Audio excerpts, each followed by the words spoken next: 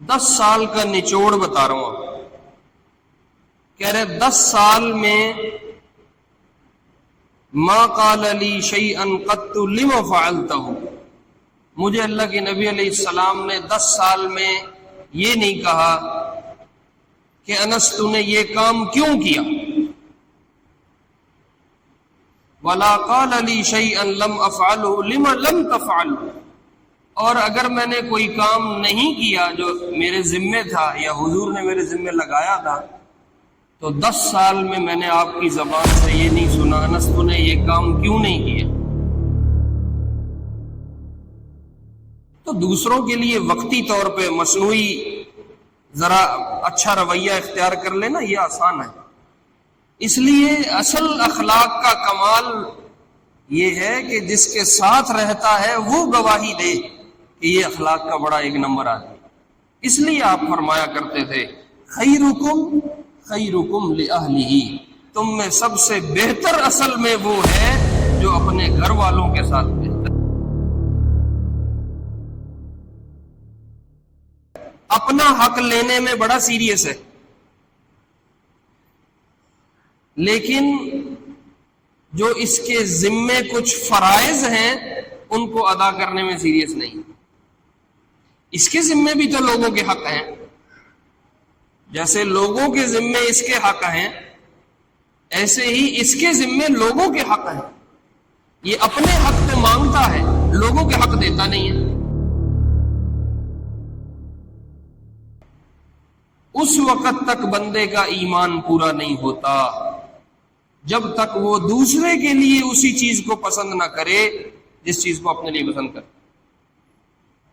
اس وقت تک وہ بندہ مومن نہیں ہے. اچھا، اس کا یہ ہرگز معنی نہیں ہے کہ جب آپ نے فرمایا وہ مومن نہیں ہے تو وہ کافر ہو جائے گا. یہاں ایمان کی نفی نہیں ہے، کمال ایمان کی نفی ہے. رہے گا ایمان پہ، رہے گا مومن، لیکن کامل مومن نہیں ہوگا. اور یہ حدیث میں بہت جگہ اس طرح آپ صلی علیک اللہ صلوات دائما فالعز والفوز ليس إلا فيك.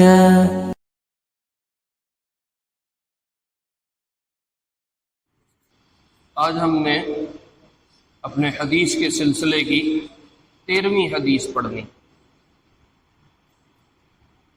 اس حدیث کو روایت کرنے والے حضرت انس رضی اللہ عنہ، انس بن مالک.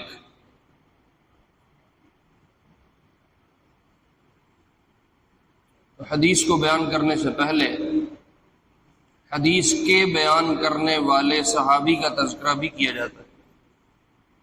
تو چونکہ اس حدیث کو روایت کرنے والے حضرت انس ہیں تو ان کے متعلق 2-3 چیزیں عرض کرتا ہوں، پھر انشاءاللہ ہم حدیث کی طرف چلیں گے. یہ جو حضرت انس ہیں رضی اللہ عنہ، یہ مدینہ والوں میں سے، انصار صحابہ میں سے، یعنی انہوں نے ہجرت نہیں کی.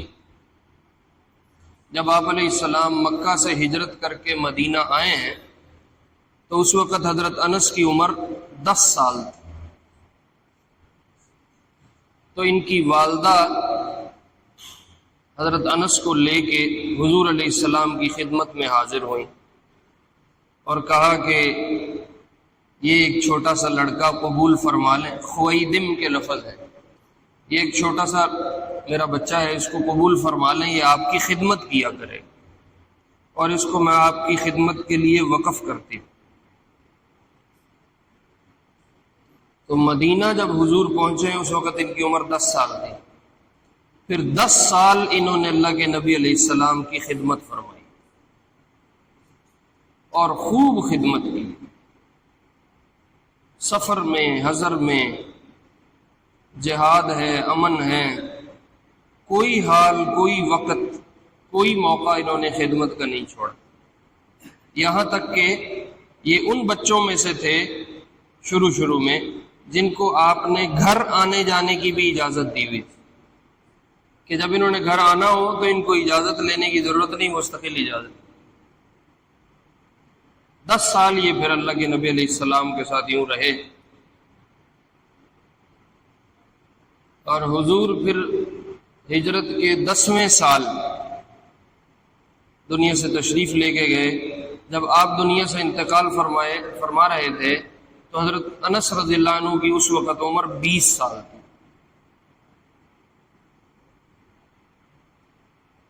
حضرت انس نے خدمت اتنی زبردست کی کہ آپ نے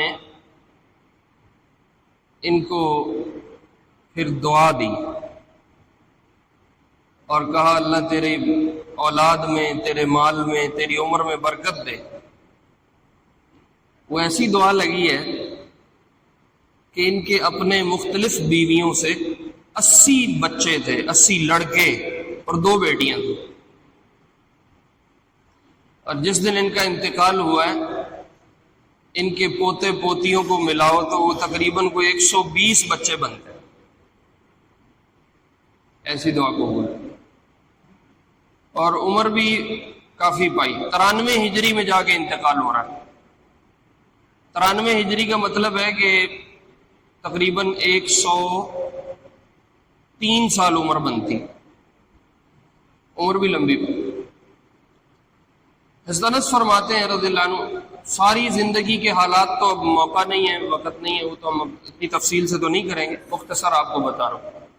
حضرت انس فرماتے ہیں رضی اللہ عنہ، میں نے 10 سال اللہ کے نبی علیہ السلام کی خدمت کی ہے، سفر میں، حضر میں۔ 10 سال کا نچوڑ بتا رہا ہوں، کہہ رہے 10 سال میں ما قال لی شیئا قط لما فعلتہ، مجھے اللہ کے نبی علیہ السلام نے 10 سال میں یہ نہیں کہا کہ انس تو نے یہ کام کیوں کیا، ولا قال لی شیئا لم افعلہ لما لم تفعلہ، اور اگر میں نے کوئی کام نہیں کیا جو میرے ذمے تھا یا حضور نے میرے ذمے لگایا تھا تو 10 سال میں نے آپ کی زبان سے یہ نہیں سنا انس تو نے یہ کام کیوں نہیں کیا۔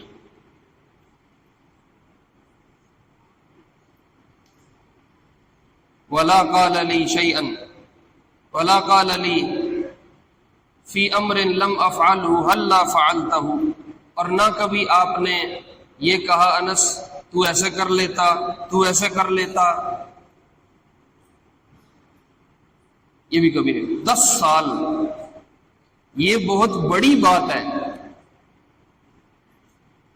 10 سال ایک بندہ ساتھ رہ کے یہ گواہی دے رہا ہے کہ مجھے اس بندے نے کبھی شکوہ نہیں کیا، کبھی شکایت نہیں کی، کبھی مجھے ڈانٹا نہیں ہے، کبھی کسی بات پہ کوسا نہیں، کبھی میرے پہ کوئی سخت بات نہیں کی، تو نے یہ کام کیوں کر دیا، تو نے یہ کام کیوں نہیں کیا۔ اپنی رپورٹ بندہ دیکھے نا، تو میرے بچوں سے پوچھو کہ دن میں کو 50 دفعہ ہم کہہ لیتے ہیں یہ کام کیوں کر دیا، ایسے کیوں کیا، یہ کیوں نہیں کیا۔ گھر والوں سے پوچھو تو گھر والوں کی خیر نہیں ہے، وہ کہتے ہیں جنی دیر دکان تے رہتا ہے گھر سکون ہے، گھر آ کے تو کلاس لگ جاتی ہے، یہ کیوں کیا ہے، ایسے کیوں کیا ہے، ویسے کیوں کیا ہے۔ تو آپ کا کتنا نرم اور خوبصورت مزاج ہے کہ 10 سال ساتھ رہنے کے بعد حضرت انس فرما رہے ہیں کہ میں نے کبھی آپ کی زبان سے یہ نہیں سنا کہ تو نے یہ کام کیوں کیا، تو نے یہ کام کیوں نہیں کیا، تو ایسے کرتا، تو ایسے کرتا۔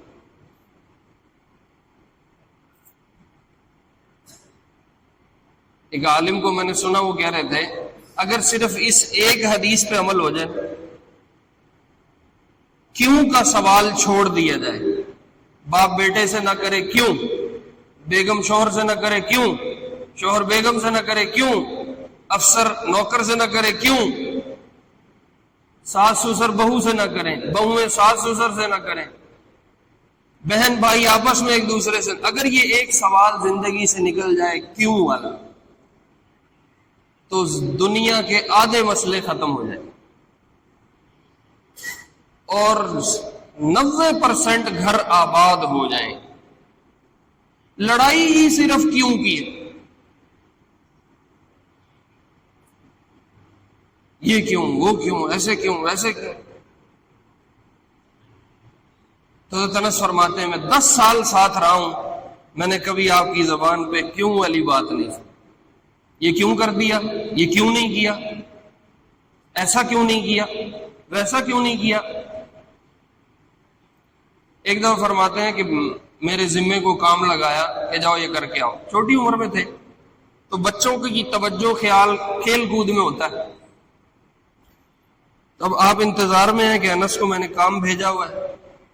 وہ کہیں گلی میں وہ بچے کچھ کھیل رہے تھے، جیسے ہمارے لگا لو یہ بنٹے کھیلتے ہیں یا اخروٹ کھیلتے ہیں. ہوں تو وہ کھیڈا بھی مک گئی ہیں، ہوں تو موبائل نے ساریاں گیماں ہاتھے پڑھا دیتی ہیں. تو وہ کھیل رہے تھے تو کہہ رہے ہیں میں بھی وہاں کھڑا ہو کے ان کی کھیل دیکھنے لگ گیا، وہ مجھے کام بھول گیا. کافی وقت گزر گیا، مجھے بھی یاد نہیں. آپ انتظار کرتے کرتے کہ انس آیا نہیں، آپ خود نکلے کہ میں چلو جس کام کو اس کو بھیجا تھا میں خود کرتا ہوں. اب راستے میں حضرت انس کھڑے ہیں اور وہ کھیل میں لگے ہوئے ہیں اور کھیل دیکھ رہے ہیں. وہ میرے آپ میں سے ہوتا تو کیا ری ایکشن ہوتا؟ مثلا ہم کیا کرتے، کوئی آدمی اپنے نوکر کو بھیجے جاؤ یہ کام کر کے آؤ، اور وہ جا کے وہ سنوکر پہ گیم کھیلنا شروع ہو جائے یا کدھر تاش دے پھٹے تے بہ جائے، کوئی چاہ پین لگ جائے، تو ہمارا کیا ری ایکشن ہوگا؟ تو آپ نے دیکھا کہ انس کھڑے ہیں تو آپ نے جا کے نا یہاں تھپکی دی حضرت انس، یہاں. حضرت انس نے مڑ کے دیکھا تو ایک دم رنگ اڑ گئے. کیا کی ہوا ہے؟ وہ مجھے تو حضور نے کام بھیجا تھا، اچانک یاد آیا. تو کہہ رہے ہیں جب میں نے مڑ کے دیکھا تو آپ مسکرا رہے تھے اور آپ نے فرمایا بیٹا میں نے آپ کو ایک کام بھیجا تھا. انہوں نے کہا رسول اللہ میں بھول گیا. آپ نے کوئی پیشانی پہ بل نہیں لائے، کوئی ترش روئی کا اظہار نہیں فرمایا، کوئی سخت جملہ نہیں فرمایا.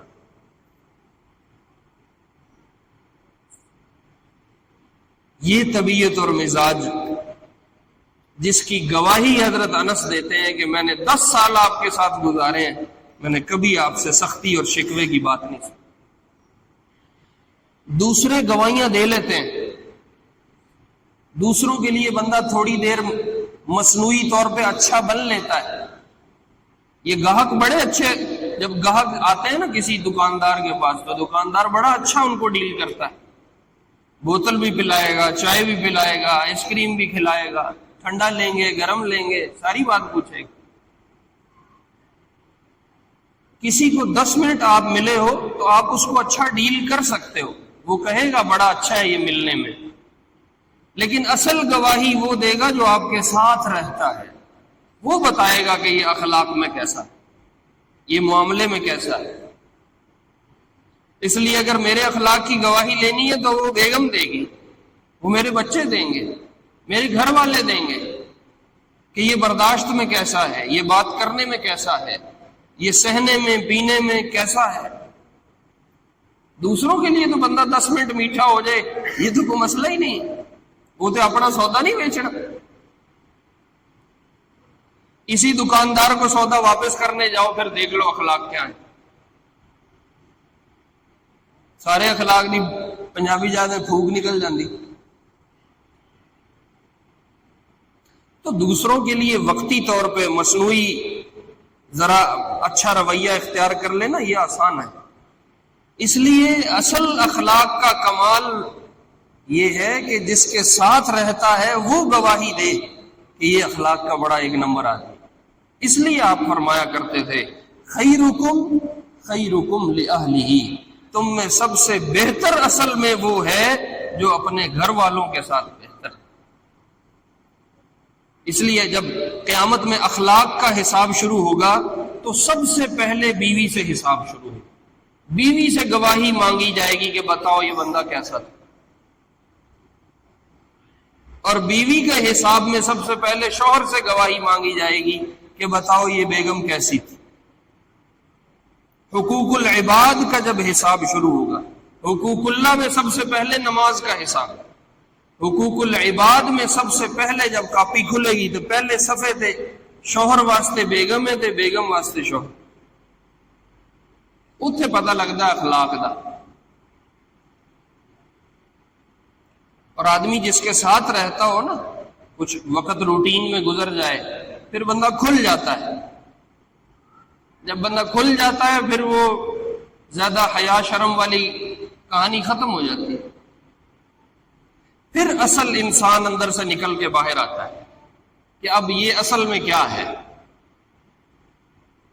تو حضرت انس فرماتے ہیں میں 10 سال سفر حضر میں حضور کے ساتھ رہا ہوں، صبح شام دن رات. میں نے زندگی میں کبھی آپ سے آپ کی زبان پہ شکوہ شکایت نہیں سنا. خیر یہ حضرت انس رضی اللہ عنہ کے میں نے 2-4 احوال آپ کے سامنے ذکر کیے ہیں. جو روایت حضرت انس رضی اللہ عنہ نے ذکر کی ہے وہ روایت یہ ہے، والذی نفس محمد بیدہ، حضور علیہ السلام نے ارشاد فرمایا اس ذات کی قسم جس کے قبضے میں محمد صلی اللہ علیہ وسلم کی جان ہے، جس کے قبضے میں میری جان ہے، لا یؤمن احدکم، تم میں سے کوئی بندہ مومن نہیں ہو سکتا، حتی یحب لاخیہ ما یحب لنفسہ، یہاں تک کہ اپنے مسلمان بھائی کے لیے بھی اسی چیز کو پسند کرے جس کو اپنے لیے پسند کرتا ہے. یہ روایت کا ہے جو میں نے آپ کو ترجمہ کر کے سنا.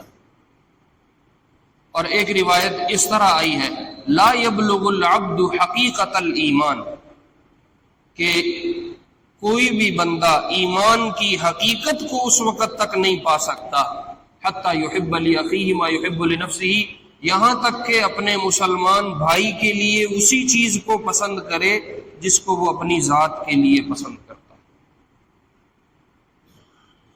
اگر یہ ایک نسخہ پکڑ لیا جائے دنیا سے فساد کی جڑ ختم ہو سکتی، سارے لڑائی جھگڑے ختم ہو سکتے، ساری جیلیں خالی ہو سکتی، سارے گھر آباد ہو سکتے. صرف یہ ایک بات اگر پکڑ لی جائے کہ میں جو اپنے لیے پسند کرتا ہوں میں دوسرے کے لیے بھی اسی کو پسند کروں، اور جس چیز کو میں اپنے لیے ناپسند کرتا ہوں میں دوسرے کے لیے بھی اسی کو ناپسند کروں. گالی مجھے اپنی ذات کے لیے پسند نہیں ہے تو میں کسی کو بھی نہ دوں. کوئی میری برائی کرے یہ مجھے اپنی ذات کے لیے پسند نہیں ہے تو میں بھی کسی کی برائی نہ کروں. کوئی میری بے عزتی کرے یہ مجھے اپنی ذات میں پسند نہیں ہے تو میں بھی کسی کی بے عزتی نہ کروں. جو خیر مجھے دنیا سے اپنے لیے چاہیے وہ خیر میں دوسروں کے لیے بھی چاہوں، اور جو شر دنیا سے مجھے اپنے لیے اچھا نہیں لگتا میں دنیا کے لیے بھی اس شر کو پسند نہ کروں. میں چاہتا ہوں لوگ میری عزت احترام کریں تو اب ضروری ہے کہ میں بھی لوگوں کا عزت احترام کروں. اگر میں چاہتا ہوں کہ مجھے زندگی میں امن چین ملے تو ضروری ہے کہ میں لوگوں کے امن اور چین کا خیال رکھوں. اگر میں چاہتا ہوں کہ میں تانے نہ سنوں، میں شکوے نہ سنوں، میں شکایتیں نہ سنوں، میں تلخ باتیں نہ سنوں، میں لوگوں کے تلخ سوالات نہ سنوں، تو اب یہ سب کچھ لوگوں کے لیے میں بھی کروں. مسئلہ پتہ کہاں آتا ہے؟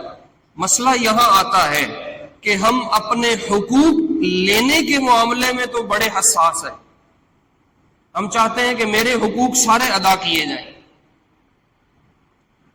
بیگم بھی میرا حق ادا کرے، بچے بھی میرا حق ادا کریں، بہنیں بھی میرا حق ادا کریں، ماں باپ بھی میرا حق ادا کریں، میرے پڑوسی بھی میرا حق ادا کریں، میرے دفتر والے، کالج والے، یونیورسٹی والے، میرے دکاندار جو میرے ساتھ کے تجارت والے، وہ سب میرے حقوق ادا کریں. اپنا حق لینے میں بڑا سیریس ہے، لیکن جو اس کے ذمے کچھ فرائض ہیں ان کو ادا کرنے میں سیریس نہیں. اس کے ذمے بھی تو لوگوں کے حق ہیں، جیسے لوگوں کے ذمے اس کے حق ہیں ایسے ہی اس کے ذمے لوگوں کے حق ہیں. یہ اپنے حق تو مانگتا ہے، لوگوں کے حق دیتا نہیں ہے. تو گڑبڑ یہاں شروع ہوتی ہے. اپنا حق پورا لیتا ہے، لوگوں کے حقوق کو مارتا ہے. خود چاہتا ہے بیگم میری خدمت بھی کرے، میرا گھر بھی سارا سنبھالے، میرے بچے بھی سنبھالے، میرے رشتہ دار بھی سنبھالے،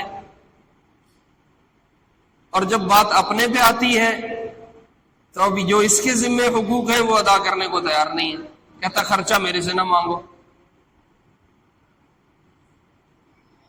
عزت احترام کی میرے سے کوئی توقع نہ رکھو، میں تھک کے آنا دکانوں میں تھوڑا نہیں دیکھ سکتا۔ اب یہ کیا ہے؟ تو جہاں اپنے حقوق مانگتا ہے وہاں دوسروں کے حقوق بھی ادا کرے جو اس کے ذمے ہیں۔ تو دو چیزیں ہو گئی، حقوق ہیں اور فرائض ہیں۔ ہر بندہ حقوق لیتا ہے، فرائض ادا نہیں کرتا، تو جہاں حقوق لینے ہیں وہاں فرائض ادا کرنے۔ اگر ہر انسان یہ سوچ لے کسی کے ساتھ بھی معاملہ کرتے ہوئے کہ اگر یہ معاملہ میرے ساتھ ہو تو کیا میں پسند کروں؟ کسی دوسرے سے معاملہ پڑ گیا، کسی دوسرے کے ساتھ کوئی سودا کرنا پڑ گیا، کوئی اور زندگی میں مسئلہ پیش آ گیا، اب یہ معاملہ دوسرے سے کر رہا ہے تو دوسرے کو ڈیل کرتے ہوئے یہ اس بات کو سوچے کہ اگر اس کی جگہ پہ میں ہوتا تو کیا میں ایسے کرنا پسند کرتا؟ یہ اتنا خوبصورت اخلاق کا ایک اصول اور قاعدہ ہے کہ اگر یہ اختیار کر لیا جائے تو دنیا جنت بن سکتی ہے، دنیا جنت بن سکتی ہے۔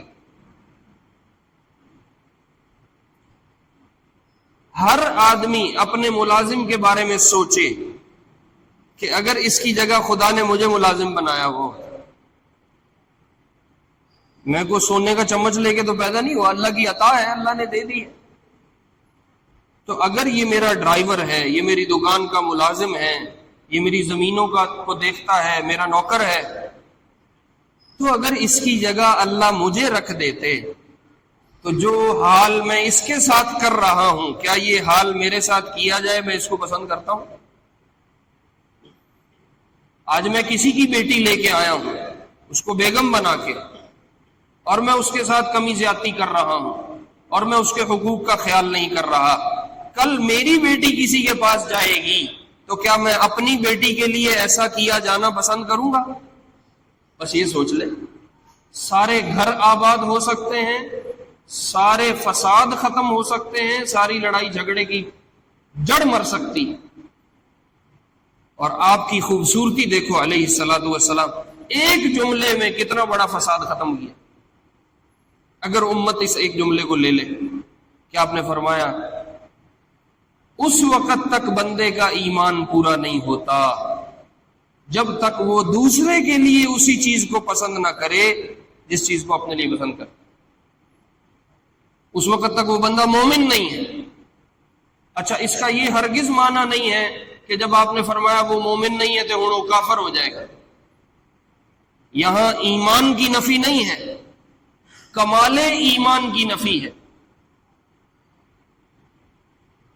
رہے گا ایمان پہ، رہے گا مومن، لیکن کامل مومن نہیں ہوگا۔ اور یہ حدیث میں بہت جگہ اس طرح آپ کا یہ انداز تھا بیان کرنے کا، جیسے ہم اپنے اردو محاورے میں کہتے ہیں فلاں آدمی تو انسان ہی نہیں ہے، اس کا یہ مطلب نہیں کہ وہ انسان نہیں ہے، انسان تو وہ ہوتا ہے، مطلب انسان کامل جیسے اپنی صفات میں ہونا چاہیے وہ صفات اس میں نہیں، تو ہم کہتے ہیں فلاں بندہ انسان ہی نہیں۔ تو ایسے ہی آپ فرمایا کرتے تھے اس وقت تک کوئی بندہ مومن نہیں ہو سکتا جب تک کہ اپنے بھائی کے لیے اسی چیز کو پسند کرے جس کو وہ اپنے لیے پسند کرتا ہے۔ اور یہ انداز آپ کا بہت ساری احادیث میں، مثلا آپ نے فرمایا لا یزنی الزانی حین یزنی وہو مؤمن، جو بندہ زنا کر رہا ہے وہ مومن ہونے کی حالت میں زنا نہیں کرتا، یعنی کہ وہ مومن ہو اور وہ زنا کر دے یہ ممکن ہی نہیں۔ اب اس کا یہ معنی نہیں ہے کہ اگر ایک بندے نے زنا کر لیا تو گناہ خدا نہ خواستہ وہ کافر ہو جائے گا، کافر نہیں ہوگا، گناہ گار ضرور ہوگا، اس پہ توبہ ہے، اس پہ حد جاری کی جائے گی، شادی شدہ کی حد اور ہے، غیر شادی شدہ کی اور، وہ ساری جگہ وہ ساری باتیں اپنی جگہ بجا ہیں، لیکن بندہ کافر نہیں ہوتا۔ ایسے آپ نے فرمایا لا یسرق السارق حین یسرق وهو مؤمن، کوئی بندہ چوری کرتے ہوئے مومن نہیں ہو سکتا. یعنی ایک بندہ مومن ہو اور وہ چوری کر جائے، یہ نہیں ہوگا.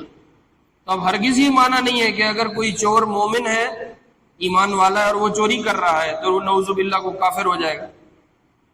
کافر ہونا مراد نہیں، لیکن جو صفات ایک پورے اور کامل مومن میں ہونی چاہیے وہ ان میں نہیں ہے. تو اس لیے آپ علیہ السلام کا یہ انداز ایمان کی نفی نہیں ہے، کمال ایمان کی نفی. اور آخری بات ایک عرض کر کے پھر سنتیں پڑھتے ہیں.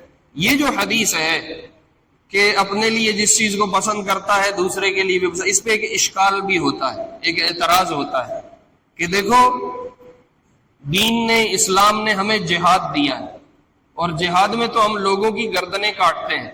کیا کوئی بندہ پسند کرے گا کہ میری گردن کاٹی جائے؟ آپ کو سوال سمجھ آئے کہ ادھر کہہ رہے ہو اپنے لیے جس چیز کو پسند کرتے ہو لوگوں کے لیے بھی وہی پسند کرنا ہے، تب ایمان پورا ہوگا، اور ادھر کافروں کی گردنیں بھی کاٹتے ہو اور کہتے ہو کہ گردن کاٹو ان کی. کیا کوئی پسند کرے گا کہ میری گردن کاٹی جائے؟ تو یہاں اس حدیث کا کیا جواب دو گے؟ تو پھر علماء نے اس مسئلے کو حل کیا. اس کا جواب یہ دیا ہے کہ اصل میں ایمان والا یہی چاہتا ہے کہ پوری دنیا میں امن ہو، پوری دنیا میں خوشی پھیلے، انصاف پھیلے، عدل پھیلے، سب کو ان کے حقوق ملیں، سب کو ان کے حقوق کی رعایت کر کے زندگی گزارنے کا موقع ملے، اور پوری دنیا میں اللہ کی اطاعت اور فرما برداری ہو، اور سب جنت میں جانے کے مستحق ہو جائیں. ایمان والا یہ پسند کرتا ہے، چاہے وہ دوسرے ایمان والے ہیں چاہے غیر ایمان والے ہیں، سب کے لیے یہ پسند کرتا ہے کہ ان کو عدل ملے، انصاف ملے، حقوق ملے، ان کو عزت ملے، ان کو راحت ملے، کوئی ان کو تنگی نہ ہو، کوئی ان کو تنگ کرنے والا نہ ہو. ایمان والا اصل میں ساری دنیا کے انسانوں کے لیے یہی چاہتا ہے. اب جو لوگ اس امن لانے میں، اس عدل کو قائم کرنے میں رکاوٹ بنتے ہیں، اور پوری دنیا میں عزت، احترام، چین سکون کی زندگی کو قائم ہونے میں رکاوٹ بنتے ہیں، ان کے لیے اسلام کہتا ہے کہ ایسے لا علاج لوگوں کا بھی تو کوئی علاج کرنا پڑے، ورنہ تو یہ دنیا میں نہ عدل قائم ہونے دیں گے، نہ حقوق کی ادائیگی ہوگی، یہ اونچ نیچ چلتی رہے گی. کفر کا نظام ہی اونچ نیچ والا ہے. امیر بہت امیر ہے، غریب بہت غریب ہے، جس کو 4 ٹکے مل گئے وہ سود پہ سود، آگے سے آگے، اور جو بیچارہ غریب کمزور رہ گیا، ایک دفعہ قرض اٹھا لیا، وہ پیچھے سے پیچھے سے پیچھے. تو ایمان اور اسلام دنیا میں عدل قائم کرے گا.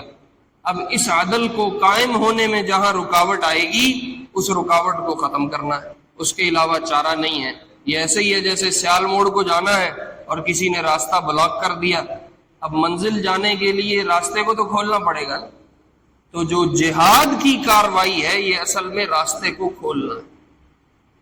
اس لیے گردنیں مارنا کافروں کی وہ اس حدیث کے خلاف نہیں ہے، وہ اس حدیث کے بالکل عین مطابق ہے کہ ہم دنیا میں امن چاہتے ہیں، ہم دنیا میں حقوق کی ادائیگی چاہتے ہیں، ہم جو عزت اپنے لیے چاہتے ہیں وہی عزت ہم دوسروں کی کرنا چاہتے ہیں. جیسے چین سے ہم رہنا چاہتے ہیں، ہم دوسروں کو بھی رکھنا چاہتے ہیں. اب جو فسادی لوگ دنیا میں ہیں اور وہ اس نظام کو خراب کرتے ہیں، ان کے علاج کے لیے جہاد ہے. اس لیے یہ حدیث کوئی جہاد کے خلاف نہیں ہے، اور جہاد کا حکم کوئی اس حدیث کے خلاف نہیں ہے. اور آخری بات میرے عزیزوں، جیسے اللہ نے مجھے مال و دولت دیا ہے، میں پسند کروں کہ یہ مال و دولت سب کے پاس ہو، تکبر نہ کروں. میں کو اپنے ماں کے پیٹ سے سونے کا چمچ منہ میں لے کے نہیں آیا، اللہ کی عطا ہے، اللہ کی تقسیم ہے. اللہ نے مجھے اونچی ذات میں پیدا کر دیا اور کسی کو ملازم نوکر بنا دیا، یا چھوٹی ذات میں پیدا کر دیا، تو کسی کا قصور نہیں، اللہ کی تقسیم ہے. اب جیسے عزت میں اپنی کروانا چاہتا ہوں، میں دوسرے کی بھی کروں، چاہے وہ عزت میں ذات میں چھوٹا ہے یا بڑا ہے. اللہ نے مجھے صحت دی ہے تو میں سارے بیماروں کے لیے دعاؤں میں لگوں، ان کی تندرستی کی دعا کروں. اور سب سے بڑی نعمت جو اللہ نے انسان کو دی ہے وہ ہدایت ہے، وہ اعمال والی زندگی ہے. اگر یہ اللہ نے مجھے دی ہے تو میں زندگی بھر یہ محنت کروں کہ لوگ بھی ہدایت پہ آ جائیں، لوگ بھی اعمال والی زندگی پہ آ جائیں۔ میں نمازی ہوں تو اللہ کی توفیق سے ہوں، تو پیار محبت سے سب کو نمازی بنانے کی محنت کوشش کروں۔ میں قرآن کی تلاوت کرتا ہوں، اللہ کی توفیق ہے تو اب میں اس کوشش میں لگوں کہ میں اور لوگوں کو بھی قرآن کی تلاوت پہ لے آؤں۔ میں زکوٰۃ دینے والا ہوں، میں حج کرنے والا ہوں، میں اللہ کی اطاعت کرنے والا ہوں، میں فرما برداری کرنے والا ہوں، میں حقوق کو ادا کرنے والا ہوں، چاہے وہ اللہ کے ہوں چاہے لوگوں کے ہوں۔ تو اب میں اس بات کی محنت کروں کہ دوسرے بھی اس کام پہ کھڑے ہو جائیں۔ یہ ایمان کا تقاضا ہے۔ جیسے میں اپنے لیے جنت پسند کرتا ہوں، ایسے میں لوگوں کو بھی جنت میں لے جانے کی محنت کوشش کروں۔ اس لیے خود بھی اعمال اختیار کرنا اور لوگوں کو بھی اعمال پہ کھڑا کرنا، اس کی زندگی بھر محنت کرنی۔ کلا نمازاں پڑھدا دنیا تو چلا گیا تے اپنی جنت لے گیا، تے جے 50 بندیاں نو نماز تے کھڑا کر گیا، ہن جنتا کنیاں لے گا؟ اکیلا قرآن ختم کرتا کرتا جی میرے 2 قرآن ہو گئے، جی میرے 4 ہو گئے، جی میرے 6 ہو گئے، میں نے اس سال میں 12 قرآن ختم کیے، جی رمضان چ میں 10 قرآن ختم کیتے، میں ہر سال عمرہ کر رہا ہوں، جی میں ہر سال نفلی حج کر رہا ہوں۔ تو اب خود تو اعمال کر رہا ہے، اب اپنی سنگل جنت لے گا، اور اگر لوگوں کو اعمال پہ کھڑا کر دے تو کتنی جنتیں سمیٹ جائے گا۔ اب آپ کو اندازہ ہوگا، قربان جائیں مولانا الیاس رحمۃ اللہ علیہ پہ، اکیلا انسان ہے، زندگی کھپائی لگائی محنت کی، تبلیغ کے جو بانی ہیں مولانا الیاس رحمہ اللہ، صرف اپنی جنت نہیں بنائی، کروڑوں انسانوں کی جنت کا کام اور سامان کر کے گئے، صرف اپنی جنت نہیں لے کے گئے، کتنی انسانیت، کتنے چور توبہ کر گئے، کتنے گلوکار توبہ کر گئے، کتنے زانی شرابی توبہ کر گئے، کتنے رشوت خور بددیانت لوگ توبہ کر گئے، کتنے سود خور توبہ کر گئے، کتنے نوجوان مسلوں پہ آ گئے، کتنوں نے فلمیں چھوڑی، گانے چھوڑے، ننگے ناچ چھوڑے۔ اکیلا انسان ہے، اور گزرے ہوئے بھی اب کتنا عرصہ ہو گیا، لیکن ایک محنت کھڑی کر گیا اور آخرت تک کمائی پہ اپنے آپ کو لگا گیا، اپنی جنت نہیں لے کے گیا، کروڑ انسانوں کی جنت اپنے کھاتے ڈلوا کے گیا۔ تو کرنے والے کام کر جاتے ہیں۔ تو اس لیے خود نماز پہ آنا، دوسروں کو نماز پہ لانا، جو جنت اپنے لیے پسند کرنی ہے لوگوں کے لیے بھی پسند کرنی۔ اللہ رب العزت ہمیں اپنا دین سیکھ کے عمل کرنے کی توفیق نصیب فرمائے۔ سنت ہے۔